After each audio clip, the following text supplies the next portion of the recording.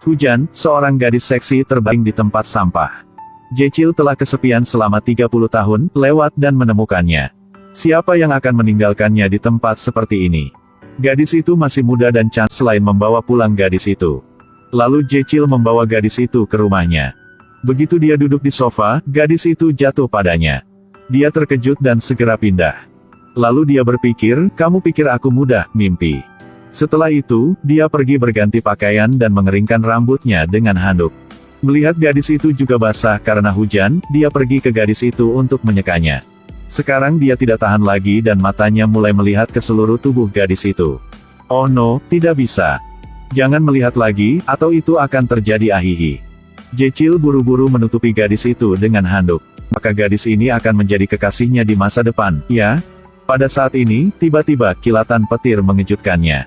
Setelah itu, dia menemukan gadis itu sudah mati. Apa yang harus dia lakukan? Dia buru-buru mengeluarkan teleponnya untuk memanggil polisi. Tapi dia berpikir lagi, gadis ini meninggal di rumahnya. Jadi dia mungkin ditangkap karena pembunuhan.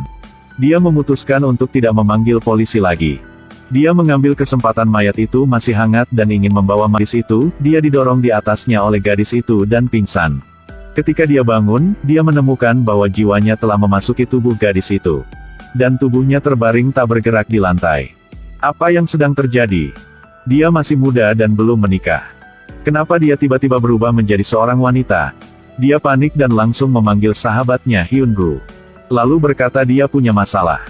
Dan menyuruh Hyungu cepat pulang. Hyungu berpikir itu serius, jadi dia meminta maaf kepada gadis yang sekamar dengannya dan pergi. Ketika dia mati, cepat bangun. Lalu dia berbalik untuk bertanya pada gadis itu. Apakah kamu menyakitinya? Jecil kemudian menamparnya dan berkata. Kamu diam dan biarkan aku bicara. Dengar, aku sahabatmu. Aku tidak tahu mengapa aku tiba-tiba memasuki gadis ini. Hyungu tentu saja tidak percaya mitos ini. Ketika Jecil menceritakan rahasia di antara mereka berdua, dia percaya itu benar. Jecil membawa seorang gadis dari tempat sampah untuk pulang. Akibatnya, jiwanya tiba-tiba memasuki tubuh gadis itu. Untuk mendapatkan kembali tubuhnya, dia dan Hyungu memulai pencarian Google. Tak disangka, semua ini adalah cara yang sangat kejam, tertabrak mobil, tersambar petir. Tapi ada juga cara yang sangat membahagiakan. Ini adalah dua orang yang harus berhubungan seks satu sama lain, Ditabrak mobil sangat berbahaya, jika Anda sial, Anda bisa. Dia tidak pernah berhubungan seks. Sekarang dia seorang gadis, bukankah seharusnya dia membiarkan orang lain berhubungan seks dengannya? Maka dia hanya bisa disambar petir. Kakinya menginjak tangan mayatnya.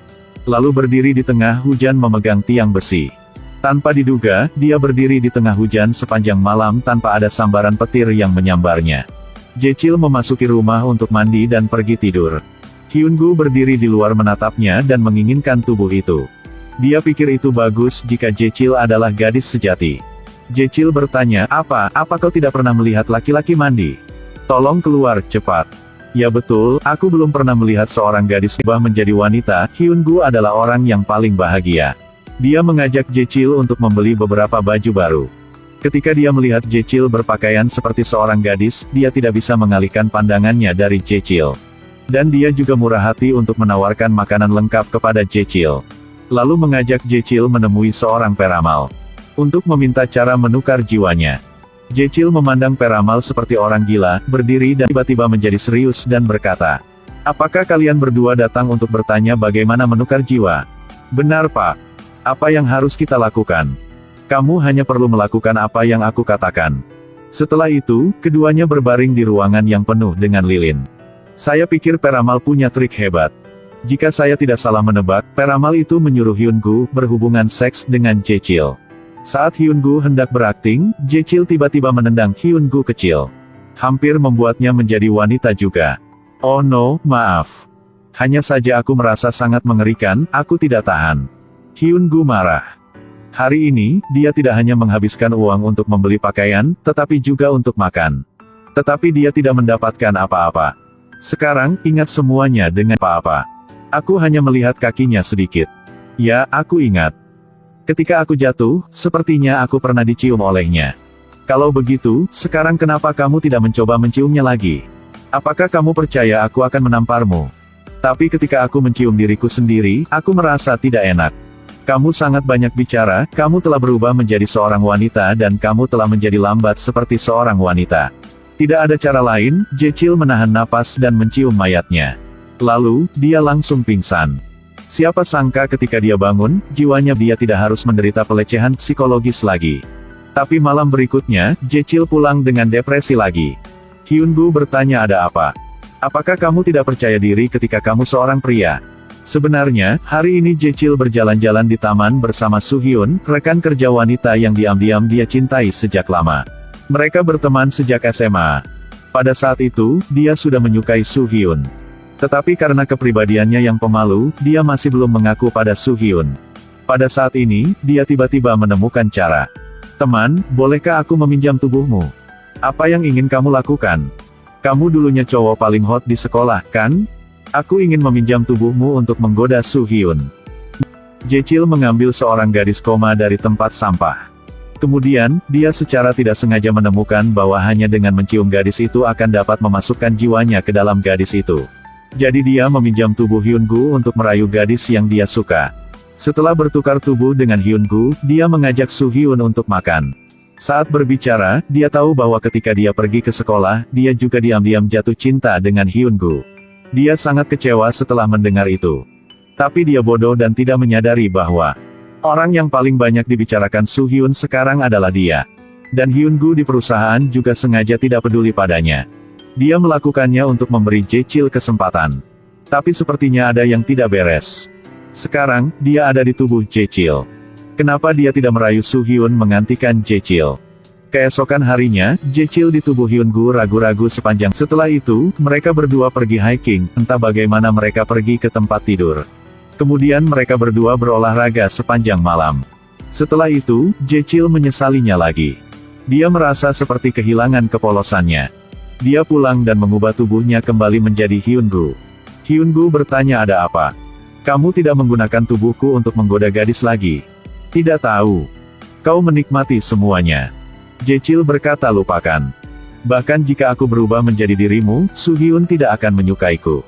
Hyungu berkata tidak. Dia masih peduli padamu beberapa hari yang lalu. Dia bertanya bagaimana kabarmu. Maka kamu menghilang dan mereka tidak akan peduli, apakah kamu mengerti? Jechil berpikir, oh ya, itu masuk akal. Kenapa kau tidak mengatakan ini lebih awal? Tetapi sekarang setelah kamu mengatakannya, itu tidak masuk akal. Tunggu sebentar. Aku akan kembali. Setelah mengatakan itu, Jechil berlari sampai ke rumah Soo-hyun.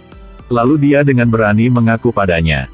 Ini membuat Soo-hyun merasa sangat canggung.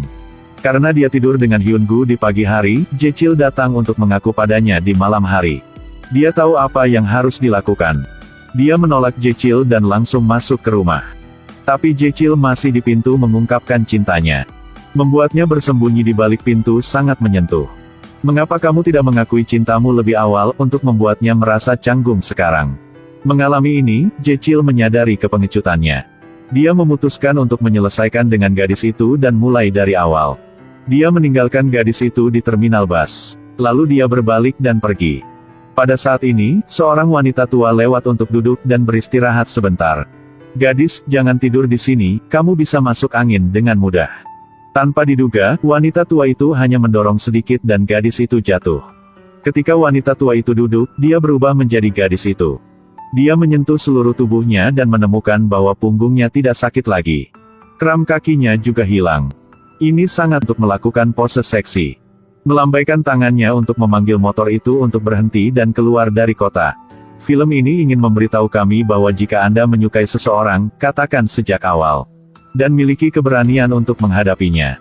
Meskipun hasilnya tidak seperti yang diharapkan, tetapi Anda telah mencoba melakukannya. Lebih baik membuat kesalahan dan penyesalan, daripada menyesal dan kehilangan.